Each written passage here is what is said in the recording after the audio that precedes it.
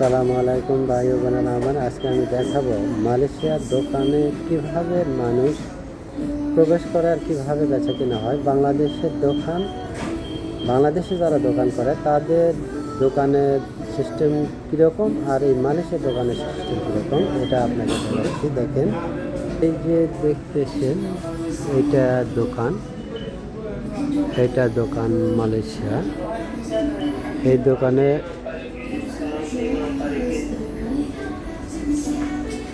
দোকানে দেখেন, এই যে দরজা দিয়ে মানুষ প্রবেশ করবে। বাংলাদেশে কিন্তু মানুষ দোকানের ভিতরে প্রবেশ করতে পারবে না। বাইরে থেকে কী নেবে অর্ডার করতে হয়। দোকানের লোক থাকে, লোকজনেরা তারা তাদের জিনিস দিয়ে দেয়, পয়সা কাউন্টার নেই। আর এই দেশের সিস্টেম হচ্ছে দোকানে এইভাবে দরজা দিয়ে মানুষ প্রবেশ করবে। এখানে দেখেন বিভিন্ন ধরনের গ্যালারি আছে। এই গ্যালারিতে বিভিন্ন ধরনের জিনিসপত্র আছে। কার কোনটা পছন্দ অনুযায়ী তারা হাতে করে তুলে নিয়ে সরাসরি এইভাবে চলে যাবে কাউন্টারে। এই যে দেখতেছেন আমাদের বাংলা ভাই আর নেপালি ভাই এখানে ক্যাশিয়ার করতেছে।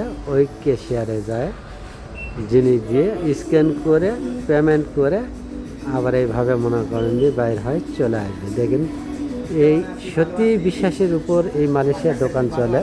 এভাবে বাংলাদেশের কোনো দোকানই চলতে পারবে না। যদি এভাবে খুলে রাখে তাহলে দেখবেন দোকানের জিনিসপত্র বিভিন্ন লোকজন চুরি করে নেয়। আর এই দেশে বিশ্বাসের উপর চলে। বিশ্বাসের উপরে এভাবে লোকজন দরজা দিয়ে প্রবেশ করবে দোকানের ভিতরে।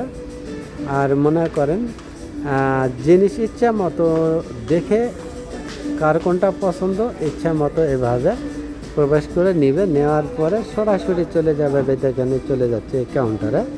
এইভাবে যায় কাউন্টারে, ওরা পেমেন্ট করে আবার জিনিসপত্র নিয়ে চলে যাবে।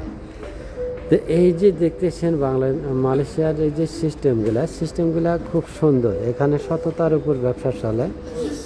কাউকে কোনো দিন বাধা দিবে না, তুই প্রবেশ করিস না ঘরের মধ্যে, দোকানের মধ্যে, এই ধরনের কোনো সিস্টেম নেই। দেখেন, এই যে সিরিয়াল ধরে চলে আসে, একে একে জিনিসপত্র নিচ্ছে, একে কাউন্টারে পেমেন্ট করতেছে, করে এভাবে বের হয় চলে যাচ্ছে।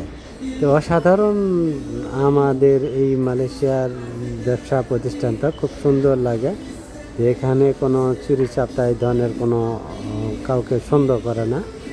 আর বাংলাদেশে একটা দোকানে একটা লোক প্রবেশ করতে হলে অবশ্যই বাংলাদেশের অনেকের মন, সবাই না, অনেক আছে কোনো জিনিসপত্র গোপনে চুরি করে নিয়ে চলে যায়। আর এখানে এই সিস্টেমটা নাই ভাই। এখানে এই সিস্টেমটা শুধু বিশ্বাসের উপর চলে। এই যে দেখতেছেন বিভিন্ন ধরনের জিনিসপত্র এখানে সাজানো আছে। এই যে খেলনার জিনিস আছে, এই যে খাওয়া দাওয়ার জিনিস আছে। এইভাবে নিয়ে আবার পেমেন্ট করে এইভাবে দরজা দিয়ে বের হয় চলে যায়। তো বন্ধুরা, ভিডিওটি যদি ভালো লাগে অবশ্যই লাইক কমেন্ট শেয়ার করতে বলবেন না। মালয়েশিয়ার দোকানপাটের ব্যবসার সিস্টেমগুলো আপনাদেরকে সবার কাছে পৌঁছে দেবেন যে এইভাবে বিশ্বস্ততার মধ্যে ব্যবসা চলে। তো সবাই ভালো থাকবেন, সুস্থ থাকবেন, এই কামনা করি।